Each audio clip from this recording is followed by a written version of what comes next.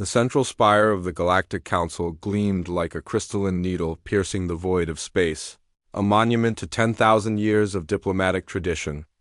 Within its grand chamber, Ambassador Emma Torres stood perfectly still, her hands clasped behind her back, while chaos erupted around her. "This is unprecedented."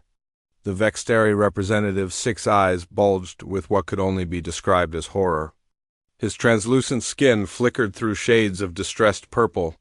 In the entire history of the Council, no species has ever refused negotiations. Emma's expression remained neutral, though a slight smile played at the corner of her lips. She had practiced that smile, the one that said absolutely nothing while somehow saying everything. "The human delegation respectfully declines the Council's generous offer," she repeated, her voice carrying across the chamber with crystalline clarity. Across the vast circular floor, thousands of alien dignitaries erupted into frenzied discussion. The Clorthian hive mind representatives buzzed in agitated unison. The methane-breathing Sulfax delegation's containment suits trembled with barely contained fury. Even the usually stoic eternal archivist beings, who had witnessed the birth and death of stars, exchanged concerned glances with their multiple compound eyes. High Arbiter Zelkuth, a towering being of pure energy contained within an ornate lattice framework, raised what passed for a hand. Silence fell like a guillotine. "Ambassador Torres," the Arbiter's voice resonated through every translator in the chamber, "perhaps you fail to comprehend the gravity of your species' situation. The Kravix Dominion controls 70% of this galaxy's inhabitable systems. They have demanded humanity's submission or annihilation. We offer you a third option: mediation, compromise, survival." Emma tilted her head slightly. "We understand perfectly, High Arbiter. Then why?" The question came from Counselor Prexenol, whose species had been mediating conflicts for millennia. "Why would you choose extinction over negotiation?" Behind Emma, the rest of the human delegation sat in absolute silence. Jack Morrison, the military attach, remained motionless in his chair, his scarred hands folded on the table before him. His presence was a statement in itself. Humanity had sent both a diplomat and a warrior. Emma walked slowly toward the center of the chamber, her footsteps echoing in the stunned silence. "Because, counselors, we've reviewed the terms of every negotiated settlement in Council history. We've studied the archives, analyzed the outcomes, and consulted with the species who accepted your mediation." She stopped, turning slowly to address the entire assembly. "The Thorix people, once a proud warrior culture spanning 15 systems, now occupy 3 agricultural worlds. Their fleet decommissioned, their spirit broken by fair compromise. The Meridians gave up their ancestral homeworld for peace. It took 3 generations, but they forgot how to say the word for home in their original language. Those settlements saved billions of lives." Counselor Prexenol protested. "Yes," Emma acknowledged. "They saved lives. But they killed something arguably more important. They killed identity, autonomy, and the right to determine one's own fate." Jack finally moved, standing with practiced military precision. When he spoke, his voice was gravelly, marked by decades of combat. "The Kravix have destroyed 17 of our colony worlds. They've killed 8 billion humans.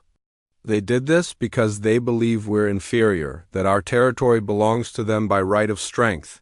He walked forward to stand beside Emma. "You want us to negotiate? To compromise?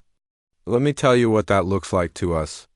It means giving up worlds our people died to terraform. It means accepting Kravix governance over human populations. It means teaching our children that surrender is wisdom, better than extinction." Someone shouted from the gallery. Jack's laugh was bitter. "Is it? See, that's where you've misunderstood us. Humanity doesn't view existence and living as the same thing. We'd rather burn out in defiance than fade away in comfortable submission."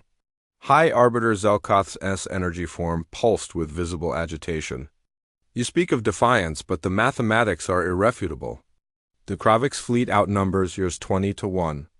Their weapons technology surpasses yours by at least 3 generations.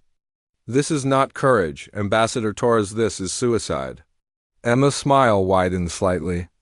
"You know what's interesting about your council archives, High Arbiter? They go back 10,000 years, documenting countless civilizations and conflicts. But there's something missing. She paused, letting the silence stretch. There's no record of a species ever successfully resisting Kravik's aggression through warfare. Every species that fought them directly was annihilated. Every species that negotiated survived in a fashion. Then you acknowledge the futility of resistance. Zelkath's relief was palpable. No, Emma said softly. I acknowledge that we'll be the first. The chamber erupted again, but Emma raised her voice above the din. You've had 10,000 years of peace through compromise. 10,000 years of species slowly forgetting who they were in exchange for survival. You've built a galaxy where the strong dictate terms and the weak accept them, dressed up in the language of diplomacy. Jack pulled out a data crystal, setting it on the central podium. That contains everything we know about Kravik's military doctrine, fleet movements, and supply lines. We're sharing it freely with the Council, with one request: stay out of our way. This is madness, Councillor Prexenal whispered. Maybe, Emma admitted. But here's something else missing from your archives. You've never seen what happens when humans truly commit to war. Not conquest, not expansion, but existential survival. The Kraviks think they're fighting a species. They're not. They're fighting an idea. She turned toward the exit, Jack falling into step beside her. The idea that freedom isn't negotiable. That dignity isn't a bargaining chip. That some things are worth dying for. As they reached the massive doors, Emma paused and looked back. When we win, and we will win, the galaxy is going to learn something new.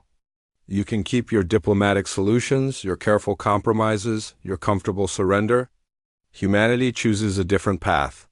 The doors sealed behind them with a resonant boom that echoed through the chamber like a declaration of war. In the shocked silence that followed, High Arbiter Zelkoth spoke quietly. They're going to fight.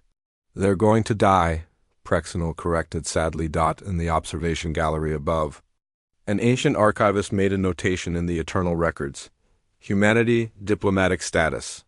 Declined. Military status, active resistance. Predicted outcome, annihilation. Recommendation, maintain observation protocols. Something unprecedented may occur. The word unprecedented glowed in the text, pulsing with a significance that the archivist didn't yet understand but felt compelled to preserve. Humanity had declined to negotiate. The galaxy would never be the same.